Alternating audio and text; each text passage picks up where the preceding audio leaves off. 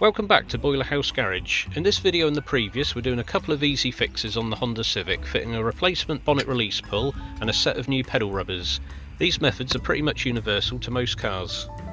Now the bonnet release pull is repaired, it's time to replace these rubber pedal covers.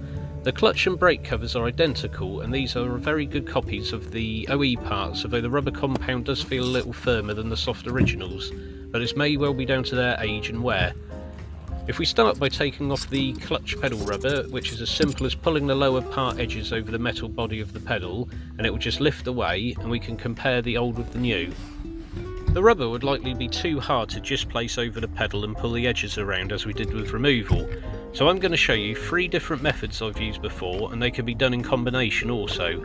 But first, let's have a cup of tea. Actually, instead of a tea bag, I've got the pedal rubber in a cup of boiled water, as the heat will temporarily soften the rubber and it will be ready to fit when it's just cool enough to be able to touch. Hey look, it's my little girl, isn't she a cutie? Takes after her dad, clearly. The second method is to use a piece of string or cord to push into the edges of the rubber, and much like how we used to fit non-structural windscreens on old cars, you pull the string out to fold the rubber over the edge of the metal. This method works better on even-sided shaped pedals, not these quadrilateral trapezoid shaped ones that we'll see in a moment. The third method is to use a silicone-based lubricant to make it easier to fold the rubber edges to the metal. It can be done by itself, but this works best in combination with the other two. You must use silicone, not a grease or oil, as silicone won't degrade the rubber and will dry to a very light residue. Don't spray it onto the rubber either, as your foot may slip off. Instead just spray it on the edge of the metal pedal, so any slipperiness will remain on the back of the rubber and not transfer to your shoe. Now we'll fit the pedal rubber that was submerged in hot water. I lifted it out with pliers, but this is just about cool enough to touch while the rubber is still malleable.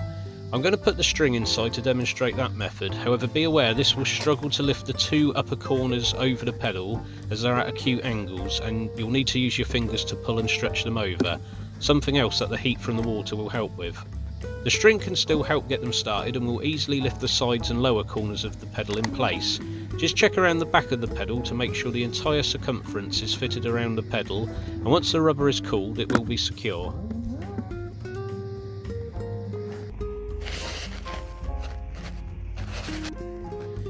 Now let's move on to the brake pedal, which is split. If the brake pedal rubber is too worn, loose or missing completely, it will fail an MOT, so once they've worn through like this, change them. Some damp has got in behind it and corrosion has started on the pedal, so I'm using a bit of extra spray here as the rusty surface might make it a little harder to stretch the pedal over. As with the clutch, I've put the rubber in hot water to soften. With that out, save wasting the water, you can now add a tea bag, some milk, and give it a stir. Oh, that's a rubbery cup of tea. Without the string, I'm fitting the lower part and working my fingers around the entire circumference to overlap it around the pedal.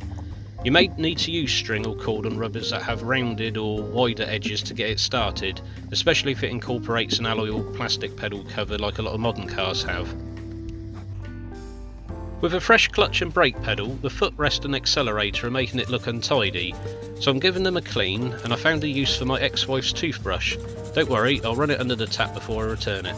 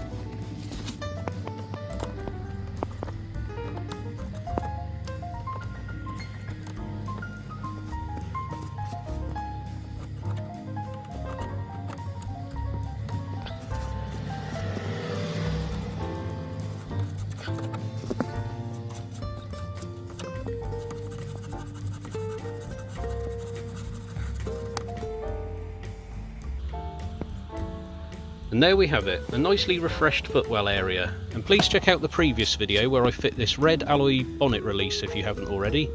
Don't forget to subscribe for more, and thanks very much for watching.